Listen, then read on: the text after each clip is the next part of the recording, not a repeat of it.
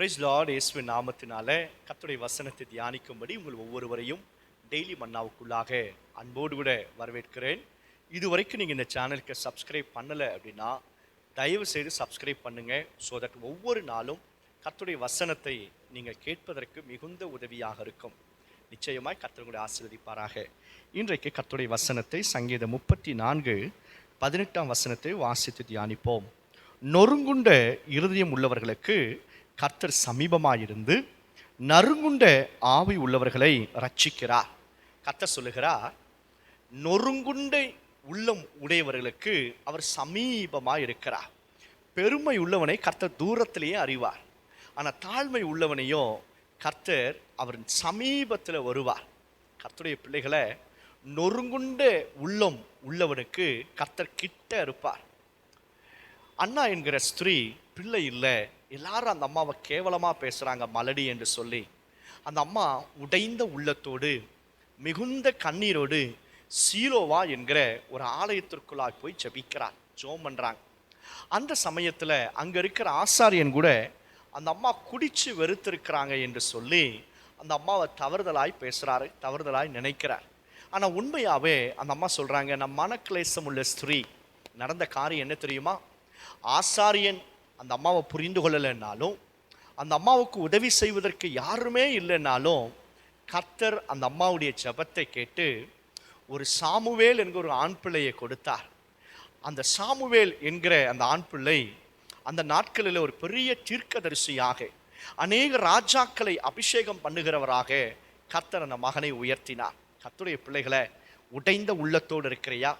மனுஷனுக்கு முன்பாக நீங்கள் போய் நிற்பதை விட தேவ சமூகத்துக்கு ஓடி போயிடுங்க. அப்பா என்று சொல்லி அவரை நோக்கி பாருங்க. அழணும்னு தோணுதா? மனுஷனுக்கு முன்னாடி அழாதீங்க, ஏசப்பாக்கு முன்னாடி போய் அழுங்க. அப்பா என்று சொல்லி அழுங்க. ஏன் அப்படின்னா, உன்னுடைய ஒவ்வொரு சொட்டு கண்ணீருக்கும் கர்த்தரால் பதில் கொடுக்க முடியும். உன் கண்ணீரின் ஒவ்வொரு சொட்டுக்கும் கர்த்தர் நிச்சயமாய் பதில் கொடுப்பார். அவரால் மட்டும்தான் புரிந்து கொள்ள முடியும். பல நேரத்தில் நம் உடைந்த உள்ளத்தோடு இருக்கும்போது ஜனங்களால் நம்ம ஆறுதல் படுத்த முடியாது. விலகி என்னவோ பேசிட்டு விலகி போயிடுவாங்க. அதுதான் மனுஷனுடைய லிமிட்டேஜ், அவ்வளோதான். அவங்களுக்கு ஒரு லிமிட் வரைக்கும் தான் நம்மளையும் அவங்களால ஆறுதல் படுத்த முடியும், உதவி செய்ய முடியும். ஆனால் பாருங்க, கர்த்தர் உனக்கு சமீபமாய் இறங்கி வருவார். கர்த்தருடைய பிள்ளைகளை, நீங்கள் எந்த இடத்துல இருந்தாலும், எந்த பிரச்சனைகளோடு உடைந்த உள்ளத்தோடு காணப்பட்டாலும் கர்த்தர் உன் அண்டையில் நிற்கிறார்.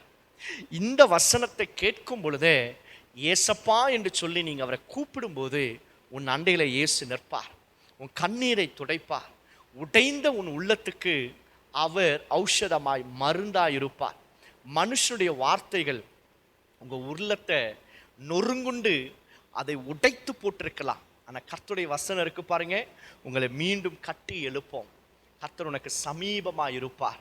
தேவ பிள்ளைகளை, வேதத்தில் ஒரு மனுஷன் கர்த்தரை நோக்கி கூப்பிட்டானா, தாவீதின் குமாரனே எனக்கு இறங்கும் என்று. பிச்சைக்காரன், அவனுக்கு 2 கண்ணும் தெரியலை. கர்த்தர் அவனை குணமாக்கினார். எல்லாரும் அவனை சத்தம் போடாத அமைதியாக இருந்து சொன்னார். ஆனால் இயேசுவோ அவன் சமீபத்தில் போனார். லூக்கா 19 சகேயுவென்கிற மனுஷன், உலகமே சொல்லுது அவன் ஒரு பாவி, அந்நியாயஸ்தன் என்று சொல்லுது. எல்லாரிடத்திலும் அந்நியாயமாய் வரி வாங்கினவன். வேதத்தில் எழுதப்பட்டிருக்கு, அப்படிப்பட்ட அண்டையில் இயேசு சமீபமாய் போனார். சமாரியா ஸ்திரீ பல அசுத்தமான ரகசிய பாவத்தில் இருந்தா. பல புருஷர்களை அவர்களோடு கூட இருந்தா. ஆனால் கர்த்தர் அவளுடைய ஜீவியத்தை பார்த்து மாத்திரமல்ல, அவளுடைய உள்ளத்தை பார்த்து அவளுக்கு சமீபமாய் கர்த்தர் போனார். உங்களுக்கும் சமீபத்தில் கர்த்தர் வந்து நிற்கிறார். இந்த வசனத்தை கேட்கும் போதே உன் அண்டையில் இயேசு நிற்கிறார். உன் உள்ளத்தை கர்த்தர் காண்கிறபடினால உன் அண்டையிலே அவர் சமீபமாக நெருங்கி வந்திருக்கிறார். நிச்சயம் உனக்கு ஒரு பதில் உண்டு, நிச்சயம் ஒரு விடுதலை உண்டு, நிச்சயம் உன் வாழ்க்கையில் ஒரு பெரிய மாறுதலை கர்த்தர் கொண்டு வருவார். சோமன்லாமா, எசப்பா யாரெல்லாம் அழுகையோடு கண்ணீரோடு இந்த வசனத்தை கேட்குறாங்களோ, உடைந்த உள்ளத்தோடு இருக்கிறாரோ, ரிவைவ் தேம் ஓ லார்ட், அவர்களை மீண்டும் எழுப்புங்கப்பா. உங்களுடைய அற்புதங்களை காண செய்யுங்க. உங்கள் மேலே இருக்கிற பற்றுதல் விசுவாசத்தில் வளர செய்யும். bless them o Lord, ஆசீர்வதியும்.